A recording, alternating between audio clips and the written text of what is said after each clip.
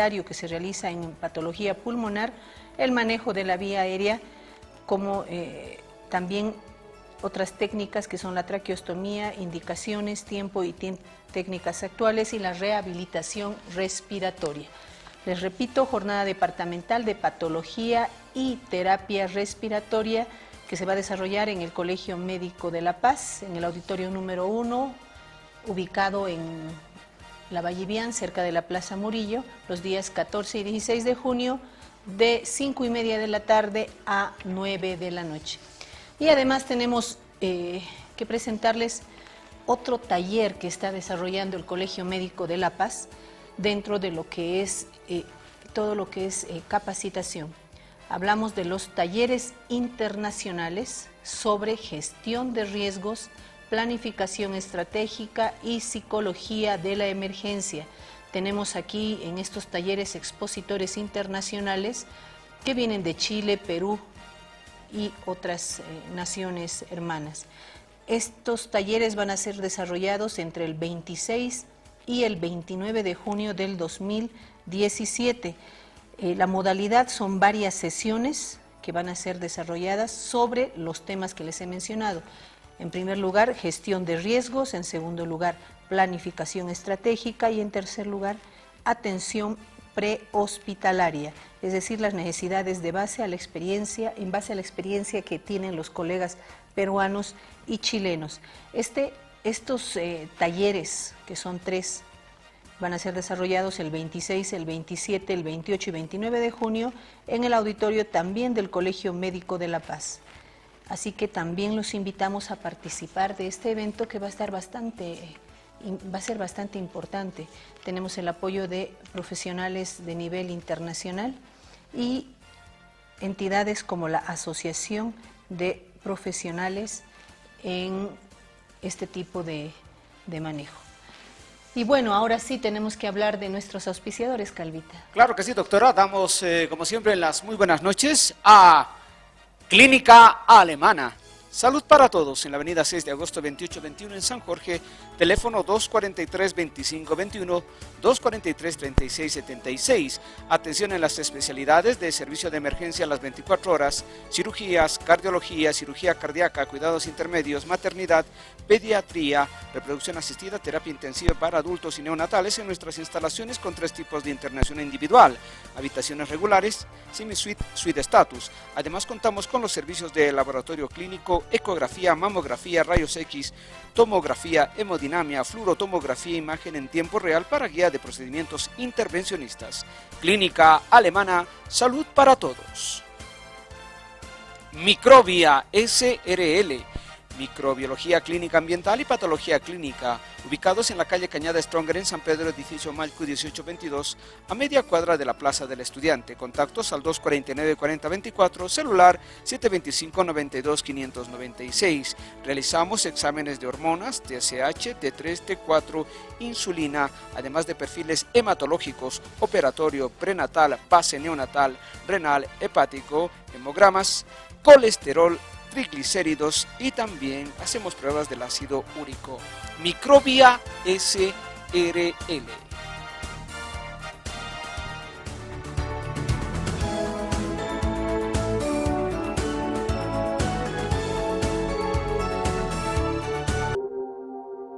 Clínica Alemana, salud para todos. Atención en las especialidades de reproducción asistida, tomografía helicoidal, fluorotomografía en tiempo real, hemodinamia, pediatría, maternidad, terapia intensiva y neonatal, cuidados intermedios, cirugía, cardiología y servicio de emergencia a las 24 horas. En nuestras instalaciones con 3 tipos de internación individual, habitaciones regulares, semi-suite, suite status. Clínica Alemana, salud para todos. Avenida 6 de agosto 2821, San Jorge.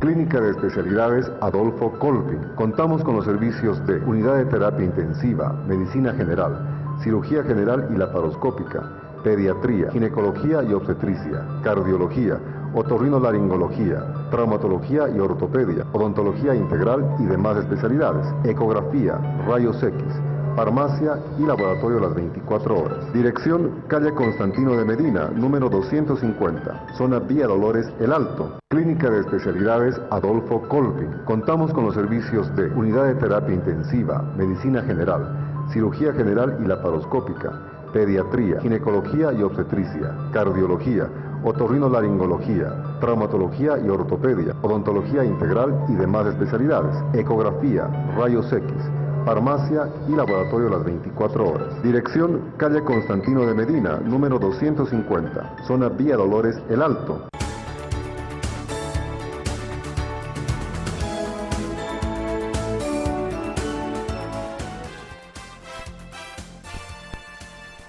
Y bueno, volvemos con ustedes, queridos amigos.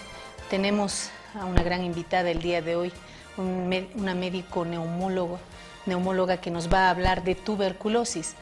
Pero antes de empezar a hablar del tema y ponernos al tanto de lo que es esta enfermedad, tenemos que mencionar que hoy ha sido un día muy peculiar para la Caja Nacional de Salud, peculiarmente lamentable, podríamos decir.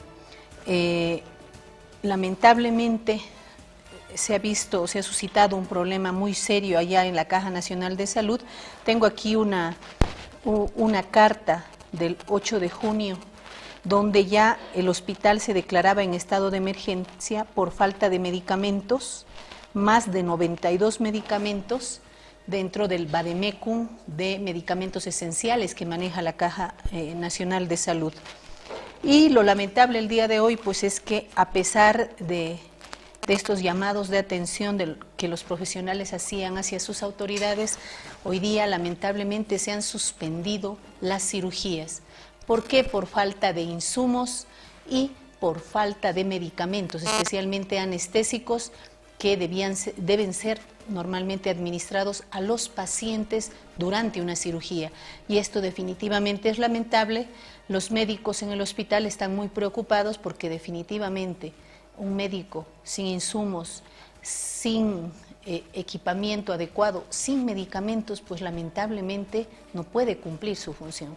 Doctorita, quiero hacerle una consulta. La preocupación, claro, es de la ciudadanía.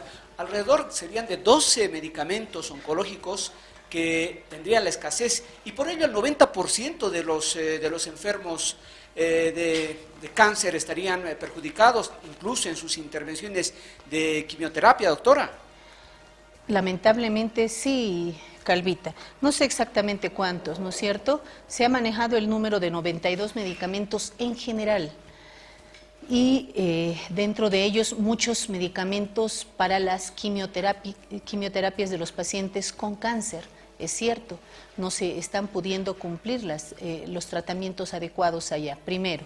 Segundo, los pacientes que lamentablemente esperan a veces muchas semanas para que se les realice las cirugías que han sido programadas, pues hoy día no han podido entrar a los quirófanos porque no habían ni anestésicos ni insumos para realizar su tratamiento quirúrgico. Doctora, peor aún, Calvita, hoy día no se han podido realizar cirugías en el quirófano por este mismo motivo, no hay anestésicos. Ahora, doctora, hay un decreto del año 2016 que, bueno, el Estado ha emitido, un decreto supremo en el que se le autoriza la compra de los fármacos, pero al parecer no se ha concretado esa adquisición y por ende, esto sería problema ya del gobierno, doctora, quienes tendrían la potestad de poder ya adquirir estos medicamentos, ya que ellos han emitido este decreto. Por eso la preocupación también de la población, ante todo, y de las familias que tienen enfermos con cáncer. Definitivamente la culpa supongo que hay mucha responsabilidad en las autoridades de la Caja Nacional de Salud. Autoridades que lamentablemente durante los últimos periodos, durante los últimos años, se han nombrado de un modo político. Personas probablemente que no cuentan con la capacidad para administrar de un modo adecuado una de las cajas, la caja de seguridad social más grande del país. Entonces, definitivamente el problema está en estas instancias, Calvita. Bueno, entonces, doctora, ¿qué se hace con estos más o menos 100 pacientes que están sobreviviendo, tienen que sobrevivir con la quimioterapia, doctora? O sea, las autoridades tendrían que pensar de inmediato, doctora, porque ellos necesitan quimioterapia, porque es su modo de sobrevivir. Y son alrededor de 100 pacientes que están desesperados, doctora. Calvita, no solo ellos. Si estamos hablando del hospital materno-infantil, estamos hablando de madres que van comúnmente a ser atendidas para el nacimiento de sus bebés, sean cesáreas o partos normales. Estamos hablando de gran cantidad de niños que acuden al hospital materno-infantil diariamente para ser atendidos en la emergencia, muchos de ellos pacientes quirúrgicos. Estábamos hablando hoy día de aproximadamente 30 a 35 cirugías que se realizan, a veces un poco más, diariamente en el hospital materno-infantil, cirugías que no se están efectuando. Entonces, definitivamente desde el programa queremos llamar la atención a aquellas personas que son responsables de esta deficiencia para que sea resuelta lo antes posible y con la mayor responsabilidad posible. Y lo decimos pues en nombre de los pacientes que tú estás nombrando, Calvita, en nombre de todos los pacientes que acuden diariamente a ser atendidos al hospital materno-infantil. Solicitamos desde el programa que este problema sea resuelto lo antes posible por el bien de nuestros pacientes. Doctora, y mire, usted tocaba este tema, las cesáreas y los partos, falta de anestesia, doctora. Esto realmente ya raya un poquito de la preocupación, o sea, de las autoridades en este sentido, porque usted lo decía, hay estas intervenciones a diario en alrededor de 35. Entonces, ¿qué pasa con esas mamás? Sobre el problema, los problemas que hemos estado peleando los médicos, se añade un problema más, ¿no es cierto, Calvita? Y un problema completamente palpable. Habíamos estado reclamando malas condiciones de atención y no dependientes directamente de los profesionales de salud, sino más bien de la falta de infraestructura, de insumos, de medicamentos y muchas cosas más. Pues palpamos hoy día directamente los profesionales y los pacientes este problema y queremos transmitirlo a nuestras autoridades. ¿Por qué? Porque queremos que se solucione prontamente.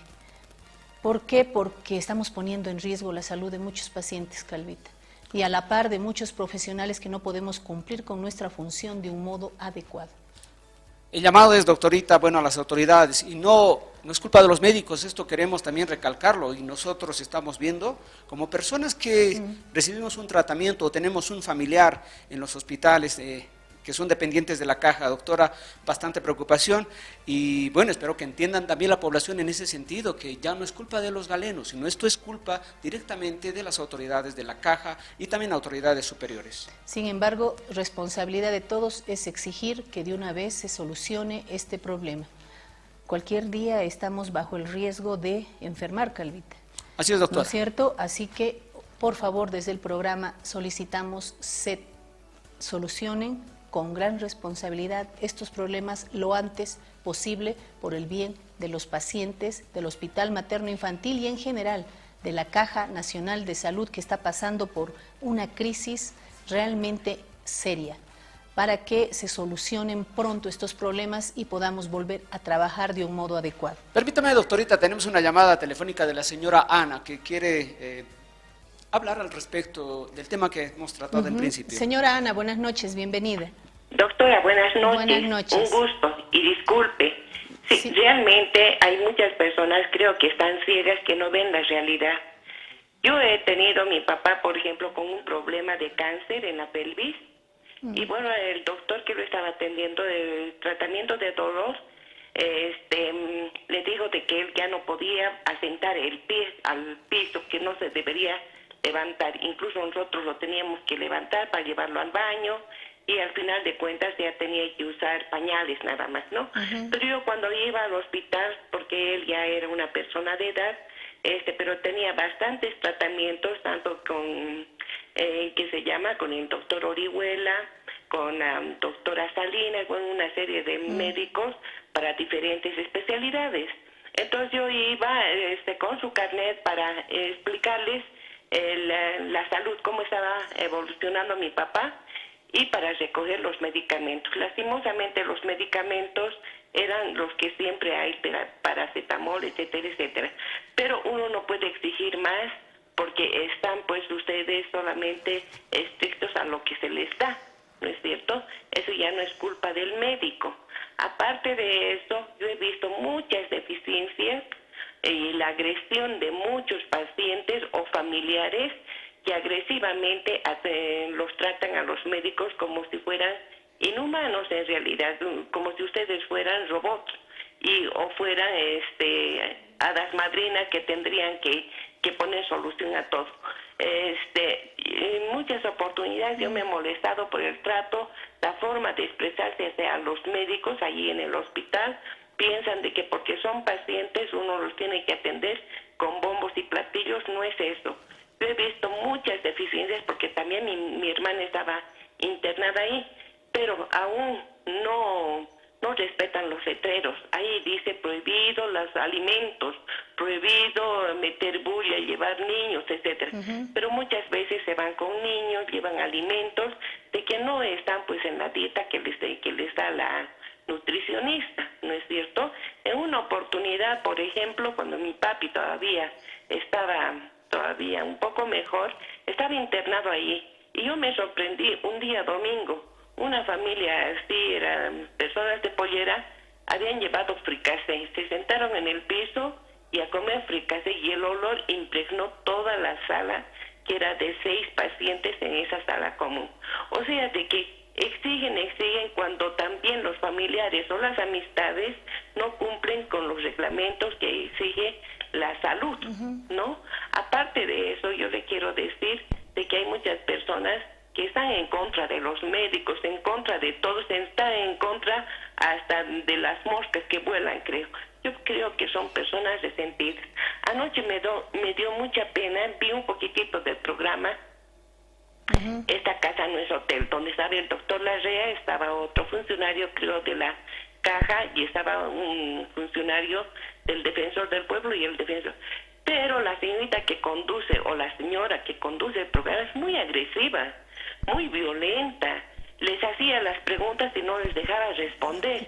Lastimosamente, el doctor Larrea se quedaba ahí, o sea, le cortaba la conductora y el doctor no podía explicar, pero en cambio cuando les hacía las preguntas a la parte contraria, el Defensor del Pueblo y su acompañante, les daba todo el tiempo posible. Y cuando el doctor Larrea les dijo de que quisiera ver los hospitales que había mencionado el funcionario del Defensor del Pueblo, que no, evidentemente que ellos indican creo que 20 hospitales, 40 hospitales, pero el doctor Larrea decía, ¿dónde están esos hospitales? Quisiéramos ver.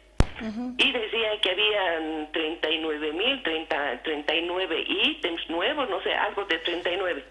Y le dijo, ¿dónde están esos ítems? Y tampoco le dejó contestar más al doctor Larrea. Entonces, ¿para qué invitan a un programa donde en realidad no les van a dejar responder y más se inclinan al lado del gobierno, donde les permiten participar y hablar estupideces, ronceras, que realmente nosotros ya estamos acostumbrados? Como también ocurre con esto de los bloqueos que hay, donde dice el Defensor del Pueblo que la salud es una de las más importantes para los ciudadanos, porque todo ciudadano tiene tiene que estar asistido médicamente, pero que los médicos no están. Pero hoy hemos visto los bloqueos. Hay muchas personas que tienen que ir al hospital a hacer sus cirugías, sus limpiezas, digamos, de las operaciones, tratamientos, análisis, una serie de cosas, pero no pueden ir porque está todo bloqueado. Y la educación también es importante, doctora, porque tampoco uno puede ir a sus clases, a los niños a captar todo lo que los profesores les explican, y los trabajadores tampoco pueden ir porque también todo está bloqueado. O sea, de que aquí el problema más grande, por ejemplo, son los bloqueos. Pero y todos están ensañados con los médicos. Hay un señor que llama al café de la tarde que todos los días les da palo a los médicos. Y es una persona resentida. Hay un dicho que dice, el que no cae resbala. Ojalá que él no caiga ni resbale a un hospital para una atención de un médico, que realmente yo les deseo que Dios los bendiga y que les dé mucha salud, porque ustedes están no están exentos de contraer muchas enfermedades de los pacientes. Precisamente que cuando mi papi estaba haciéndose tratar con el médico de tratamiento del dolor, lastimosamente el doctor adquirió un virus que le imposibilitó ir mucho tiempo a su consulta que suplir. Muchas gracias, señora Ana. Quiero agradecerle sus comentarios. Sin duda estamos pasando por una época difícil, ¿no es cierto?, socialmente hablando. Hay muchos problemas sociales que están dificultando el desarrollo de nuestra vida normal y cotidiana todos los días. Como médicos, pues, el mensaje, señora Ana, es trabajar, seguir trabajando en conjunto, ustedes y nosotros. Los médicos solos no vamos a lograr nada, ningún resultado. Es entre ustedes, nosotros, autoridades, y por supuesto tiene mucho que ver la educación, es muy importante el tema que usted ha tocado. Así que muchas gracias por sus palabras.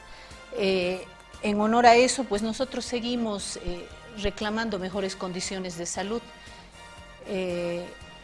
Las medidas de presión que hemos ido tomando han sido dirigidas justamente a eso. Y queremos conseguir el apoyo, por supuesto, de la población, porque ante todo nosotros somos pobladores bolivianos y luchamos por un derecho primordial, nuestro derecho a la salud, sin dejar de lado el derecho a la educación, que es definitivamente importante, y ambos van de la mano. En honor a esto, quiero invitarles, en este momento hay una concentración en la Plaza del Estudiante. Madres, hijas, hermanas, vamos todas a la marcha de velitas blancas en defensa de nuestros derechos. La concentración hoy, miércoles 14, horas 18, en la Plaza del Estudiante. Familia que lucha unida, se mantiene unida. Esto va dirigido a todas las personas que están apoyándonos, a los profesionales en salud, en pro de conseguir un sistema de salud adecuado, de alto nivel, para nosotros los bolivianos, que por supuesto lo merecemos. Y bueno, Calvita, tenemos que seguir con el programa. Como les había anticipado, hoy día vamos a hablar de un tema bastante importante. ¿Por qué? Porque es una enfermedad que sigue siendo prevalente en nuestro medio.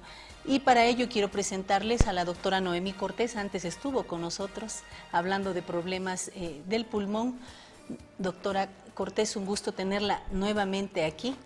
Ella es médico neumólogo del Hospital Corea en El Alto, en la ciudad del Alto, en la valerosa ciudad del Alto. Y hoy vamos a hablar de un tema sumamente importante, la tuberculosis, una enfermedad aún muy prevalente en nuestro país. Y como siempre, para empezar, pues vamos a hablar de prevención.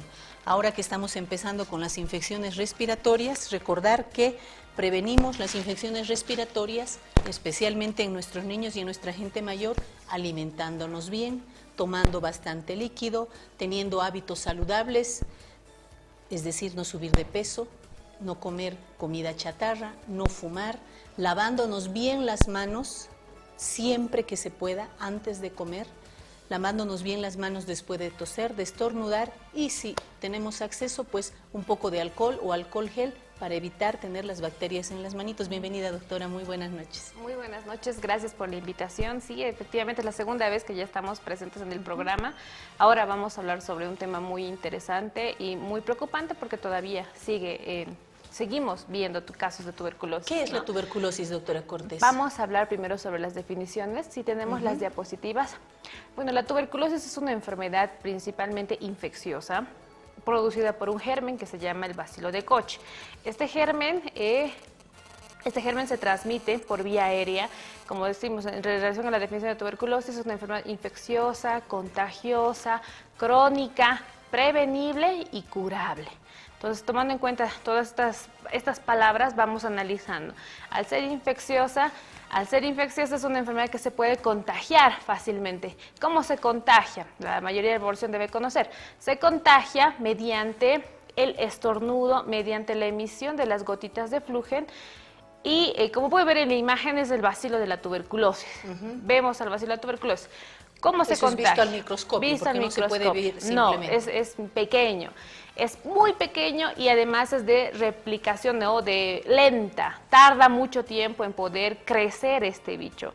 Además, es un germen que puede estar en un ambiente todavía en superficie, cuando el ambiente no es ventilado, cuando las habitaciones no tienen buena exposición a los rayos solares, puede estar presente. O sea, es decir, si uno estornuda o tose y las gotitas quedan, digamos, en la En pared, la suspensión ¿puede sobrevivir ahí la bacteria? Puede sobrevivir ahí. Si es que no le llega ¿Hasta la cuánto luz del tiempo, sol, doctora? estamos hablando que vive permanentemente, puede estar 3 días, más o menos, ¿no?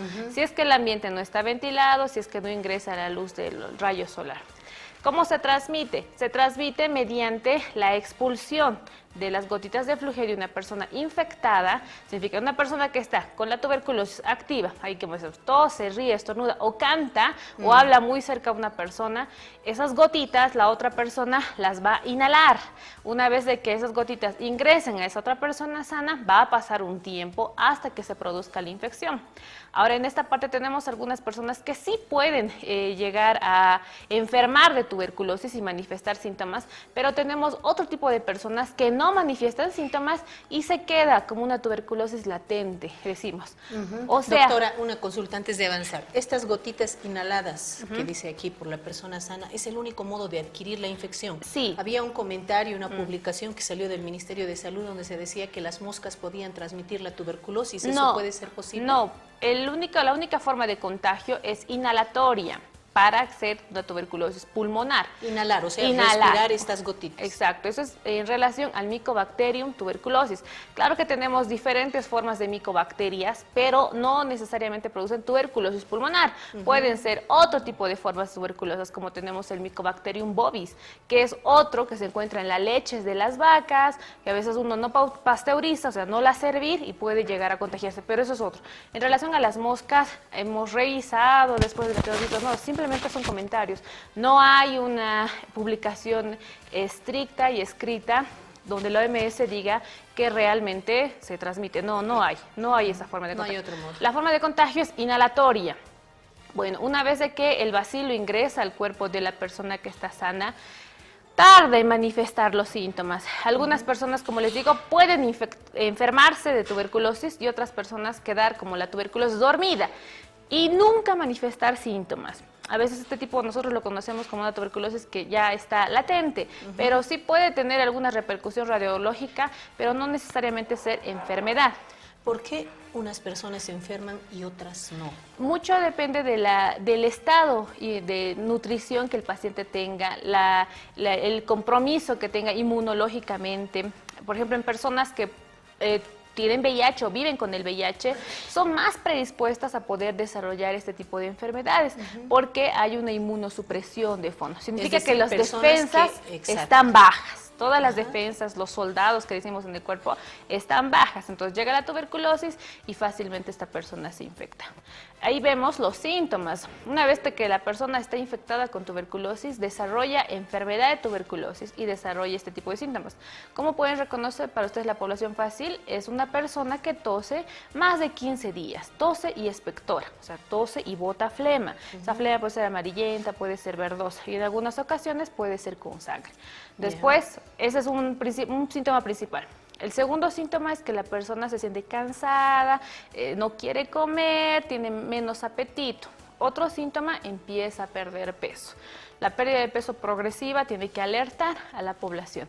Otro síntoma es que hay calor nocturno, digamos, eso, y empieza a transpirar en las noches. Entonces son síntomas asociados, no específicos propios de la tuberculosis, pero que pueden ser sugerentes. Una vez de que la persona está con estos síntomas, realizamos el diagnóstico.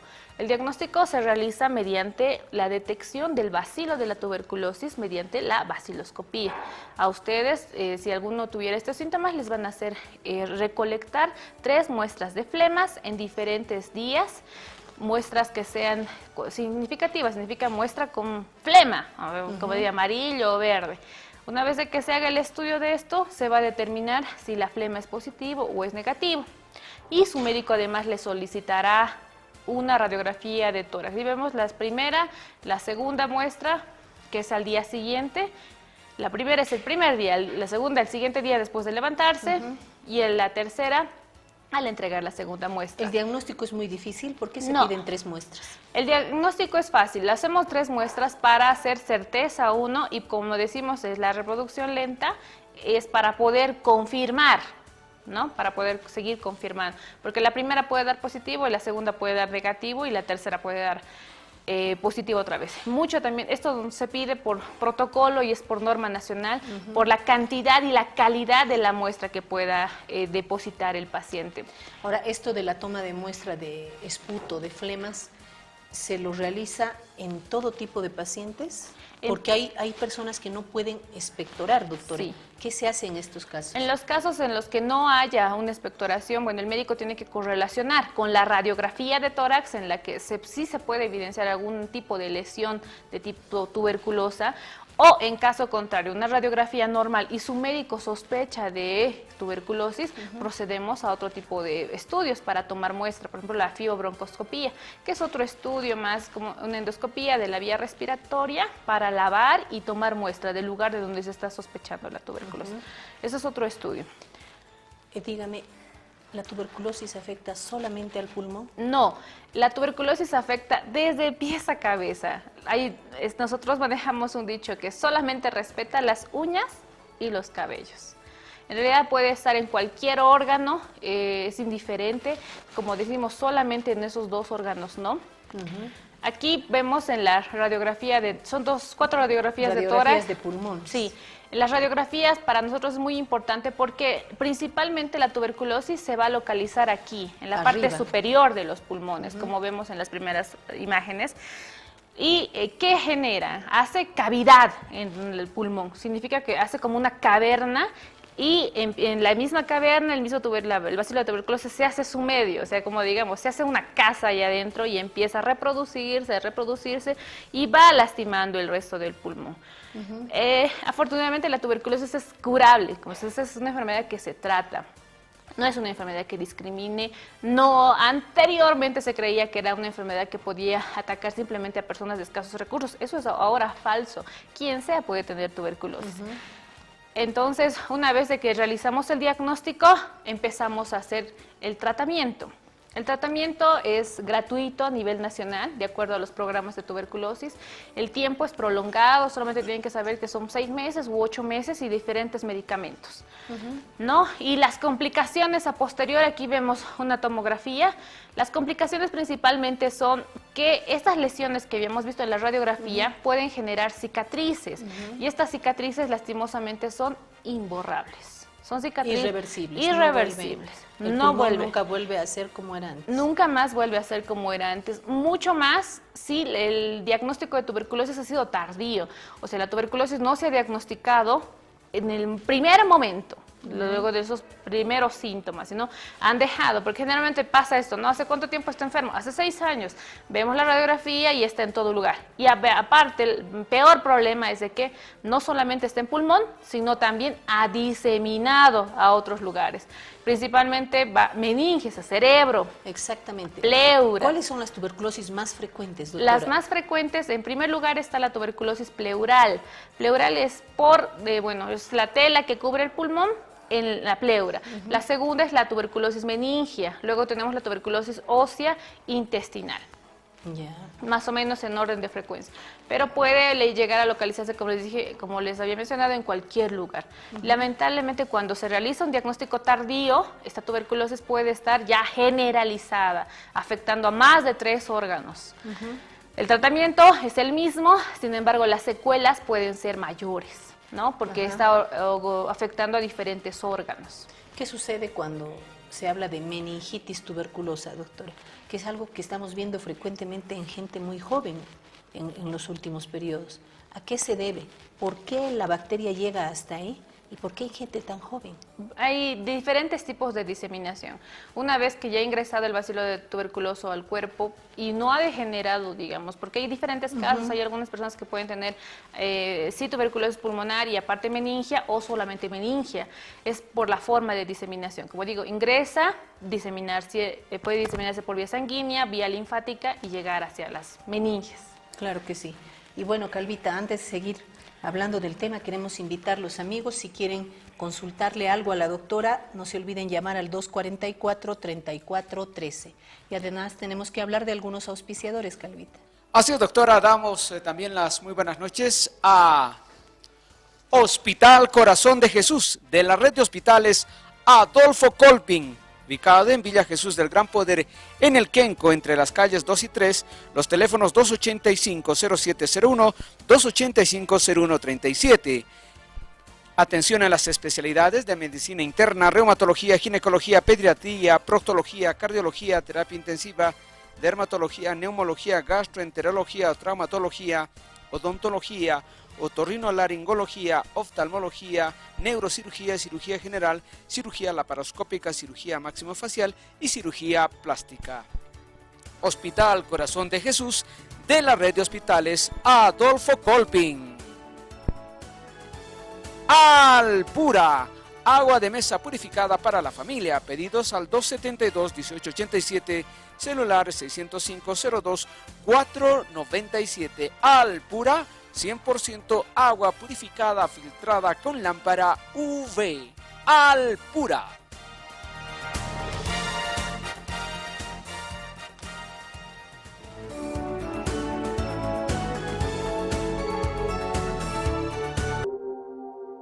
Clínica Alemana, salud para todos. Atención en las especialidades de reproducción asistida, tomografía helicoidal, fluorotomografía en tiempo real, hemodinamia, pediatría, maternidad, terapia intensiva y neonatal, cuidados intermedios, cirugía, cardiología y servicio de emergencia a las 24 horas. En nuestras instalaciones con 3 tipos de internación individual, habitaciones regulares, semi-suite, suite status. Clínica Alemana, salud para todos. Avenida 6 de agosto, 2821, San Jorge.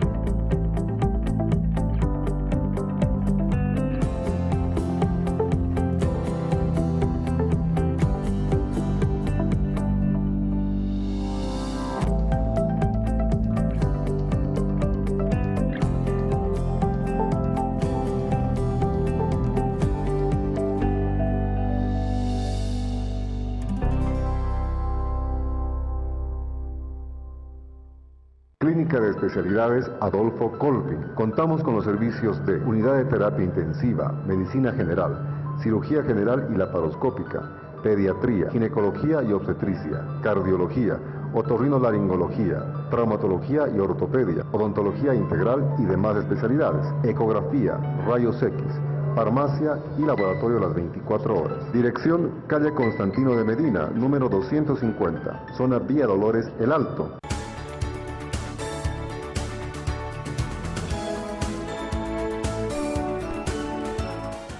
Bueno, estimados amigos, no se olviden, pueden llamar al 244-3413. Estamos hablando de la tuberculosis, que hemos visto que es una infección que no solo afecta a los pulmones, sino que puede afectar a cualquier órgano, excepto las uñas y la piel, es decir, a todos los órganos. ¿Cómo prevenimos, doctora? Porque la prevalencia en Bolivia sigue siendo muy alta. ¿No es cierto? Nosotros que somos médicos estamos en contacto con gran cantidad de pacientes con tuberculosis. ¿Cómo evito contagiarme, si es que puedo hacerlo? Y si me contagio, ¿cómo evito enfermarme? ¿Cómo prevenimos? Principalmente, como había dicho, este es un germen crecedor lento. Si hay una persona que está con tuberculosis, lo primero es que tiene que mantener un ambiente ventilado, puertas, ventanas, ¿no? Lo segundo es que tiene que mantener un ambiente en el que lleguen los rayos de sol. Lo siguiente es, pueden utilizar barbijo, pueden utilizar el alcohol gel, lavado de manos constante. No hay necesidad de separar plato, cuchara, solamente para el paciente que esté con tuberculosis. Lo primero. Lo segundo es, bueno, si hay alguna persona que sabe que está enferma con tuberculosis, pues taparse, ¿no? Taparse, no estornudar. Como cualquier infección respiratoria, claro, los mismos mecanismos de prevención. Lo mismo tiene que hacer, protegerse con eso, simplemente evitar, ¿no? Ese ambiente, ese espacio que uno tiene para estornudar, botar flema y listo. Exacto, hay una llamada, Calvita. Así tenemos a la señora Karen de San Pedro, doctora. Señora Karen, buenas noches, bienvenida. Aló, muy buenas noches.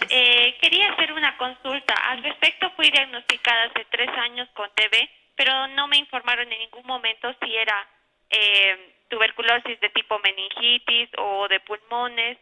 Y además de eso, quisiera saber si puedo volver a contraer la enfermedad. Claro que sí. Depende de sus síntomas en ese momento, ¿no? Una tuberculosis meningia es totalmente diferente de una tuberculosis pulmonar. Si usted ha estado con tos, está expectorando, ha habido pérdida de peso, y le han hecho una radiografía y le han hecho examen de flema y el resultado positivo, pues sí, usted ha tenido tuberculosis pulmonar.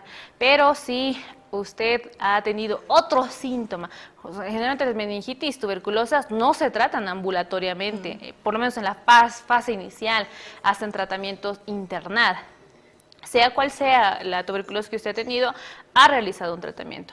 Y pues sí, tenemos la posibilidad de volver a infectarnos con tuberculosis, de volver a hacer enfermedad por tuberculosis, sí. ¿Eso por qué? Porque puede ser que usted tenga un nuevo contacto con otro tipo, o con otra persona, haya adquirido otro y puede desarrollar. No en este primer tiempo, pero después sí, porque el tratamiento que usted ha realizado no es una vacuna. No es una vacuna, es un tratamiento para ese momento. Sin embargo, a ver, ¿qué de cierto hay en que la bacteria puede estar dentro de nosotros y se mantiene latente Sí. y genera la infección en determinados casos, ¿no es cierto? ¿Qué casos son esos? Es cierto, no, en realidad nosotros en países endémicos como es el nuestro, Bolivia, Perú y otros países de Latinoamérica, tenemos la enfermedad de tuberculosis. Muchas personas pueden contagiarse nada más, pero no desarrollar enfermedad. Es más o menos del 10 al 20% de personas que no llegan a desarrollar una enfermedad, sino más bien están ahí. Y sí, digamos, si usted ha bajado las defensas, ha bajado la alimentación, ya no está desayunando, no está almorzando, tiene comidas espaciadas, mayor estrés y demás, puede activarse. Esto es totalmente cierto. No tenemos el tiempo, ¿no?, que en el cual puede activarse. Depende del ser humano, depende del huésped. Es decir, que mientras mantengamos nuestras defensas en un nivel adecuado, es difícil que la enfermedad se desarrolle. Exacto. ¿Y cómo podemos prevenirlo? Alimentándonos bien, evitando dietas extremas, haciendo ejercicio, que también mejora las defensas, descansando, el dormir bien mejora muchísimo las defensas, el dormir al menos 6 horas continuas, lo que decía usted, el tener ambientes bien limpios, aireados, soleados, es también importante. Y lo de la defensa definitivamente es importante porque, doctora, ¿cuántas veces nos cruzaremos nosotros como médicos con pacientes con tuberculosis? O a veces subimos a un minibús, a un ómnibus y no sabemos si las personas que están allá adentro tienen alguna enfermedad. Es decir, que tenemos que confiar en nuestras defensas, en que nos defiendan y eviten el contagio. Pero hemos hablado de cuestiones de salud propias que pueden hacerla susceptible a reactivar una enfermedad o a desarrollar la enfermedad. Ahora, ¿qué hay sobre la vacuna? ¿Previene o no la tuberculosis? La vacuna que es la primera que se administra a los niños, ¿no es cierto? Es la BCG, la que nos deja la cicatriz grande en el bracito de nuestros niños. ¿Es útil, doctora? Sí, pero tenemos un porcentaje de protección con la vacuna, ¿no? Y más es en relación a las formas extrapulmonares, a la defensa de la vacuna de la BCG. Otra cosa ¿Se administra solo una vez? Solo una vez en la vida y sí protege, pero no tanto para la tuberculosis pulmonar, sino para las demás tuberculosis en otros órganos. Exacto, sí. Y doctora, tenemos a María del Alto, perdón. María, la señora María de la ciudad del Alto. María, buenas noches. Señora María. Sí. ¿Cómo está? Buenas noches, bienvenida. Buenas noches. Buenas noches. Aquí una consulta a la doctora. Tengo unos parientes que trabajan en la mina. ¿Qué probabilidades tienen ellos de que tengan tuberculosis? Muy bien, muy buena consulta. Muy buena doctora. la pregunta, ¿no? Tenemos que saber que, bueno, el trabajo de la mina es muy fuerte. Ustedes vayan a una mina, van a ver cómo está el trabajador adentro de la mina. No es un trabajo muy fuerte, muy intenso, muy intenso. Realmente. ¿Qué pasa con el minero? No almuerza. No desayuna. Bien, no comen bien. ¿Qué hace? Tiene un horario para la coca, ¿no? Y su cigarro, mastica coca y el cigarro. Entonces, aquí, ¿qué está pasando? Estamos disminuyendo el aporte ¿no? Nutrición, calorías. Además que fuman. ¿no? Inhalan el polvo, los tóxicos minerales dentro de la mina. Sí, y tenemos una gran asociación en los mineros con tuberculosis. A ver, aparte de los síntomas que nos refieren, es alta la probabilidad de que un paciente que sea minero pueda desarrollar tuberculosis, porque sus mismos colegas, hay muchos que han enfermado lastimosamente tuberculosis. Entonces, ¿qué hay que hacer con las personas que están trabajando en minería? Y eso es para todos los mineros, tienen que hacer prevención. Prevención que significa que, bueno, si ustedes están trabajando en mina, por lo menos una vez al año, cada 6 meses, hacerse su radiografía de tórax, hacer el examen de flema, ir con su médico para que el médico lo revise y realmente diga si se trata o no de tuberculosis. No está nada de más ver por su salud, porque es prevenir. Y el minero que entra a la mina sabe que cuando va a ingresar va a desarrollar enfermedad en el pulmón, sea tuberculosis o sea otro tipo de enfermedades, pero altamente. Entonces la señora que llamó, haga el revisar a sus familiares, que vayan, que a veces el trabajo es muy extenuante. Doctorita, perdón, permítame, ¿es hereditaria esta enfermedad? ¿Se puede heredar? No, para nada, es una enfermedad que se contagia, es infecciosa, contagiosa, tratable, curable y prevenible, todo lo que podemos decir. Y si hablamos del tratamiento, el tratamiento es gratuito, doctora, pero es largo. El tratamiento es gratuito a nivel nacional con los programas de tuberculosis que tenemos, son 6 meses en una primera fase y 8 meses en una segunda fase. ¿Por qué tan largo?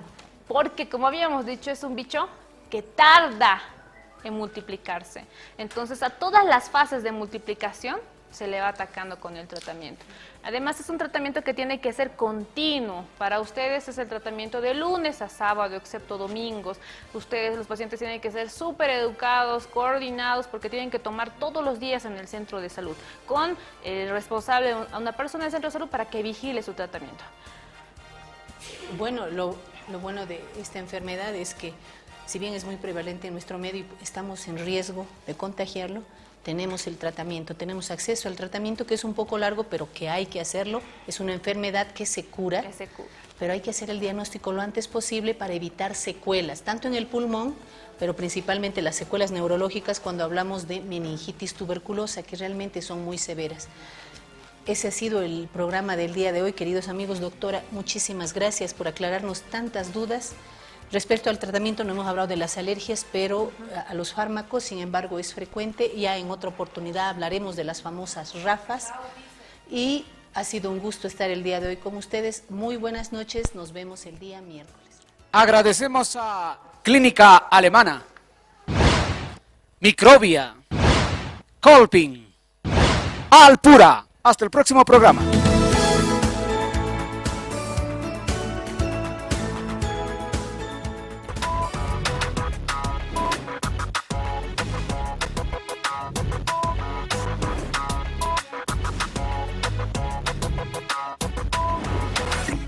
Bienvenidos a una nueva entrega de Contacto UMSA, un programa enfocado en difundir las actividades de nuestra Casa de Estudios Superiores. Acompáñanos. El Departamento de Investigación, Posgrado e Interacción Social de la UMSA presentó el proyecto UNESCO Multirregional para Bolivia. El proyecto, denominado Orientación de los Sistemas Educativos para Mejorar la Vida de Jóvenes Indígenas y Marginados, está patrocinado por la UNESCO para generar líneas de investigación en la UMSA. Es un proyecto mundial que pretende trabajar la reorientación de los sistemas educativos de 2 grupos, la población indígena y la población jóvenes marginados. Se trabaja con 2 universidades a nivel internacional, la Universidad de York en Canadá y la Universidad de Bonn en Alemania. El proyecto tiene como objetivo crear una red internacional de investigación centrada en generar desarrollo sostenible, mejorar la educación de los jóvenes y difundir los resultados de investigación. Aquí se van a plantear, digamos, las líneas de investigación, las temáticas, pero el título general, digamos, es trabajar en sistemas educativos orientados o enfocados, digamos, en las juventudes o en los jóvenes que tienen más vulnerabilidad desde el punto de vista económico, sociológico, etcétera, ¿no? La Facultad de Tecnología de nuestra Casa de Estudios Superiores desarrolló la jornada de difusión de resultados de investigación del periodo 2013-2015. El Instituto de Investigaciones y Aplicaciones Tecnológicas llevó adelante la difusión de resultados de proyectos IDH de la gestión 2013-2015 con la participación de autoridades docentes y estudiantes. Lo que trata el instituto y la facultad es de promocionar un poquito el aspecto de investigación.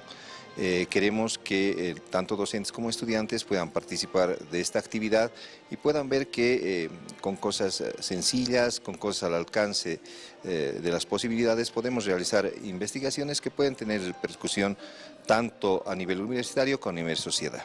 Durante el evento se presentaron investigaciones relacionadas al área de mecánica, medio ambiente, interacción social y producción. A la par de que la Facultad de Tecnología desarrolle y genere nuevas tecnologías, entonces el país también va a desarrollarse.